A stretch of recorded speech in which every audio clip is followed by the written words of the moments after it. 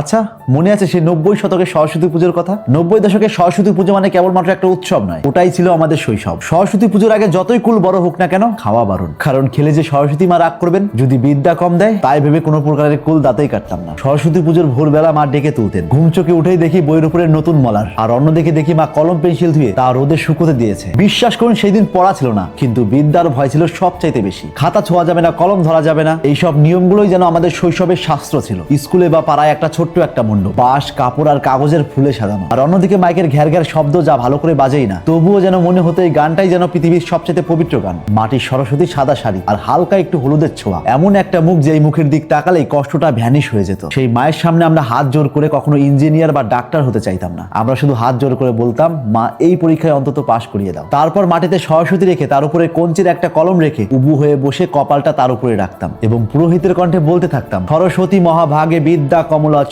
বিশ্বরূপে বিশালাক্ষী বিদ্যাং দেহি নমস্তুতে। মন্ত্র শেষ হয়ে যাওয়ার পর সেই কলম নিয়ে কপাল উঠাতাম। যার কপালে যতক্ষণ সেই কঞ্চির কলম লেগে থাকতো মনে হতো তার ততই বেশি বিদ্যা হয়েছে। আর কারো যদি কোনো রকম ভাবে কপালে কলম না উঠতো, সে সবসময় আতঙ্কে ভুগতো, হয়তো তার বিদ্যাই হয়নি, তাই কঞ্চির কলম কপালেও ওঠেনি। বিশ্বাস করুন, এ যেন ছিল এক অন্য রকমের অনুভূতি, যা আর কখনোই দেখা যায় না। তারপর বন্ধুদের সঙ্গে হলুদ শাড়ি, পাঞ্জাবি, লাজুক হাসি আর সেই প্রথম কাউকে ভালো লাগা। সত্যি করে বলুন তো, এখন আর কি ওই উপলব্ধি কোথাও পাওয়া যায়? বিশ্বাস করুন, কোথাও পাওয়া যায় না। প্রসাদ মানে তখন স্বর্গের খাবার, খিচুড়ি, লাবড়া আর পায়েস। বিশ্বাস করুন, আজ যতই দামি খাবার খাই না কেন, সেই স্বাদ আর আসে না। 90 সরস্বতী পুজো ছিল খুবই সাধারণ, কিন্তু সেটাই ছিল সত্যিকারের পুজো। না ছিল কারো কাছে মোবাইল ফোন, না ছিল ছবি তোলার হুড়হুড়ি, তবুও সেই স্মৃতিগুলো আজ জলের মতো পরিষ্কার। আজকের দিনে দাঁড়িয়ে যখন সরস্বতী পুজো আসে, হঠাৎ করেই আমরা একটু ছোট হয়ে যাই। মনে পড়ে যায় ওই খাতা, ওই কলম, ওই ভয়, ওই প্রার্থনা। বিশ্বাস করুন, 90 শতকের পুজো শুধুমাত্র একটা পুজো ছিল না, ওটাই ছিল আমাদের শৈশবের বিদ্যা, যা আজও ভোলা যায় না। আজও মনে হয় সেই ভোরের ঘুম চোখে উঠে খাতা কলম, সরস্বতী মায়ের দিকে তাকানো, বন্ধুর সঙ্গে লাজুক হাসি, প্রার্থনার ভয় আর আনন্দ সব মিলিয়ে যেই অনুভূতি, সেটা ছিল সেই সময়ের সবচাইতে বড় জগৎ। নতুন বই, নতুন কলম, ছোট্ট একটা মণ্ডপ আর প্রার্থনার নিঃশ্বাস, সবকিছু এতটা সরল, এতটা সত্য ছিল